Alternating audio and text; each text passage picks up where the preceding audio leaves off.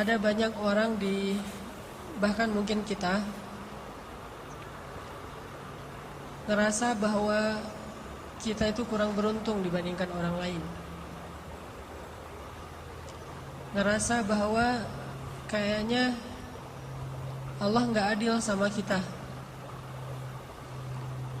karena kita melihat orang lain mendapatkan banyak nikmat, sedangkan kita enggak. Kita ngerasa kayak orang yang paling dicurangin dalam hidup oleh Allah Subhanahu wa taala. Kita ngerasa kayaknya orang yang paling sengsara di antara semua manusia. Ketika kita membandingkan hidup kita dengan hidup orang lain. Kalau kita pernah ngerasa kayak gitu, gara-gara kita sedang diuji oleh Allah dengan satu masalah, pasti kita berarti belum mengenal Allah Subhanahu wa taala. Ada orang yang diuji mungkin dengan ujian fisik. Dan kadang-kadang itu bukan ujian sebetulnya. Dia aja yang tidak mampu bersyukur atas nikmat fisik yang Allah berikan. Dia ngerasa warna kulitnya adalah ujian. Kayak saya gitu. Alhamdulillah ini mah bukan hitam, eksotis. Ada orang yang ngerasa jenis rambutnya adalah ujian. Ada orang yang ngerasa tinggi badannya adalah ujian. Ada orang yang ngerasa bentuk hidungnya adalah ujian. Ada orang yang ngerasa gemuk dan kurusnya adalah ujian. Ada orang yang bahkan ngerasa nasab keturunan adalah ujian. Sehingga bagi dia menjadi orang yang paling tidak beruntung karena diberikan fisik yang menurut dia tidak ideal. Ini pasti orang gak kenal Allah Subhanahu wa ta'ala. Kalau dia kenal Allah Subhanahu wa ta'ala, maka dia akan melihat sebaliknya. Kalau dia kenal Allah Subhanahu wa ta'ala, alih-alih dia mengeluhkan nikmat, justru dia makin bersyukur kepada Allah. Ada juga orang yang merasa dirinya paling menderita karena melihat dirinya orang yang paling tidak beruntung dalam urusan harta. Dia menilai orang lain lebih beruntung karena gajinya lebih besar, karena diberikan nafkah oleh suaminya lebih banyak, karena kendaraannya lebih baik, karena rumahnya lebih luas, karena tempat kerjanya itu lebih bergengsi, karena titel dan gelar-gelarnya itu lebih tinggi, sehingga dia merasa karena hartanya terbatas menjadi orang yang paling sengsara di muka bumi. Ini juga orang yang gak kenal sama Allah.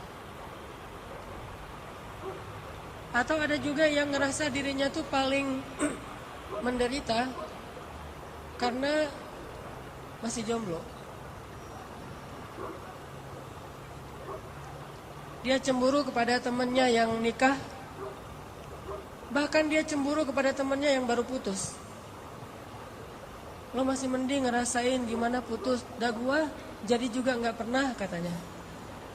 Jadian juga gak pernah, apalagi putus. Ada banyak banget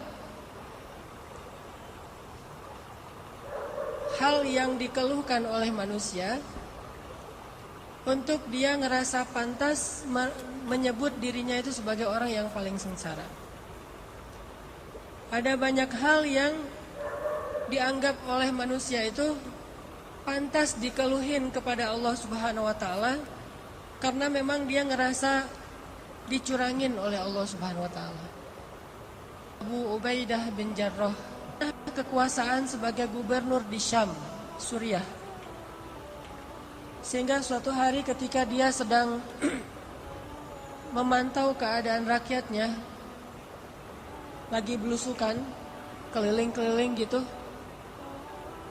Abu Ubaidah pernah melewati suatu hutan yang tidak ada penduduk tinggal di sana. Tiba-tiba Abu Ubaidah bin Jarrah menemukan sebuah gubuk kecil di tengah hutan. Ini lagi lewat nih bersama pasukannya, kayak lagi ada ekspansi gitu. Tiba-tiba ngelihat tiba-tiba Abu Ubaidah melihat sebuah gubuk di tengah hutan. Terus karena penasaran, Abu Ubaidah pun mendekat ke gubuk itu. Dari luar gubuk, Abu Ubaidah mendengar suara seorang laki bertahmid kepada Allah. Dari luar kedengaran ada seorang laki-laki bertahmid kepada Allah. Dia berucap, Alhamdulillah, Alhamdulillah, Alhamdulillah, Alhamdulillah, Alhamdulillah, Alhamdulillah. Terus dia bertahmid, memuji-muji Allah Subhanahu wa taala. Sehingga akhirnya Abu Ubaidah menjadi kepo. Mulailah Abu Ubaidah stalking, ngepoin, ini siapa nih yang punya akun? Kok postingannya itu positif terus gitu?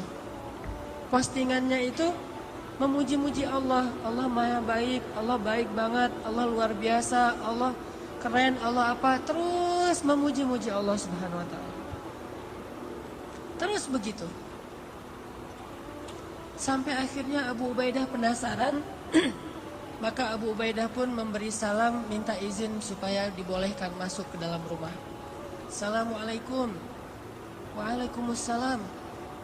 Boleh saya masuk? Adkhul, kata Abu Ubaidah. Silakan, silakan. Akhirnya Abu Ubaidah pun masuk ke dalam rumah itu.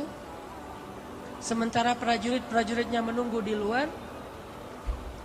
Ketika Abu Ubaidah masuk ke dalam rumah, Abu Ubaidah merasa heran karena dia melihat di dalam rumah itu hanya ada seorang kakek-kakek yang terbaring di atas tanah, gak punya kasur, bahkan gak punya tikar, gak punya bantal, benar-benar terbaring di atas tanah. Dan rumahnya kosong, tidak ada perabotan apapun.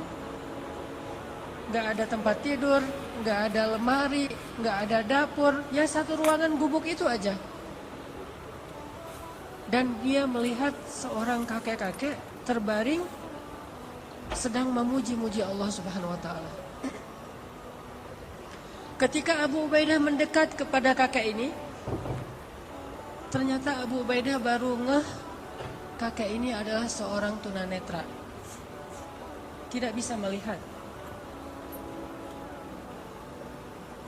Lalu dia melihat kaki kakek ini dalam keadaan lumpuh, tidak bergerak. Usianya sudah sangat tua, matanya buta, tubuhnya lumpuh. Yang bergerak dari tubuhnya cuma bibir saja, sambil berucap, Alhamdulillah, Alhamdulillah, Alhamdulillah. Abu Ubaidah pun duduk di sisi kakek ini, kemudian Abu Ubaidah bertanya, Ya Abdullah, Ya Syekh, Kek, dengan siapa kakek tinggal di sini? Kakek itu menjawab, saya tinggal di sini dengan anak saya.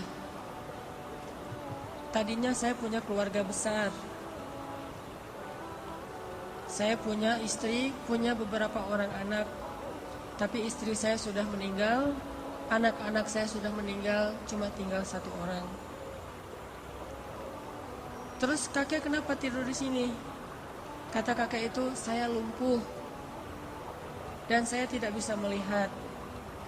Tapi Allah maha baik, kata kakek ini.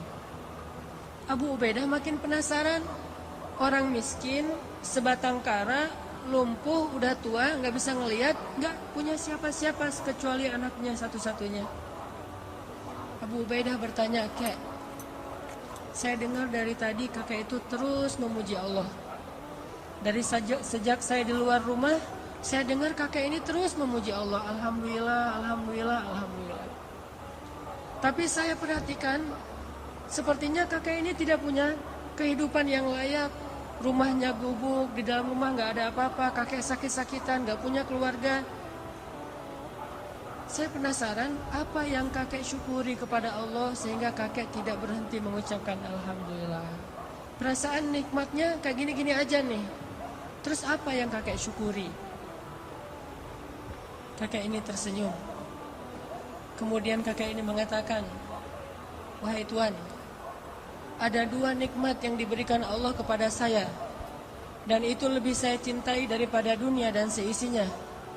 Yang nikmat ini tidak diberikan kecuali kepada orang-orang yang Allah cintai saja. Ada 2 nikmat yang diberikan Allah kepada saya, yang nikmat ini khusus hanya diberikan oleh Allah kepada hamba-hamba yang Allah cintai. Dan 2 nikmat ini lebih saya sukai daripada dunia dan seisinya. Lebih saya sukai daripada keluarga, lebih saya sukai daripada harta, lebih saya sukai daripada jabatan, lebih saya sukai daripada kesehatan fisik. Karena 2 nikmat ini hanya Allah berikan kepada orang yang Allah cintai. Akhirnya Abu Ubaidah bertanya, ya Syekh, Kek, apa 2 nikmat yang Allah berikan kepada kakek yang tidak diberikan kepada sembarangan orang, hanya diberikan kepada orang-orang yang Allah cintai?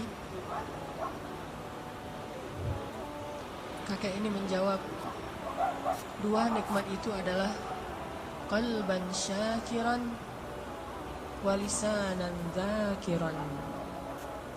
2 nikmat yang diberikan Allah hanya kepada orang yang Allah cintai adalah nikmat hati yang selalu mampu bersyukur dan nikmat lisan yang selalu mampu berzikir.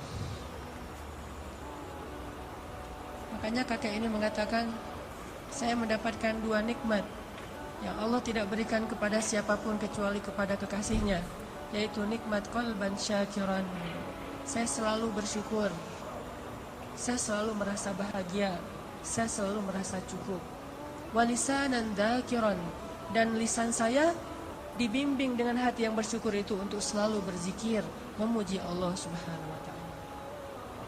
Sedangkan hati yang tidak bersyukur akan membimbing lisannya untuk mengeluh, akan membimbing lisannya untuk mengutuk, akan membimbing lisannya untuk menyalahkan diri sendiri.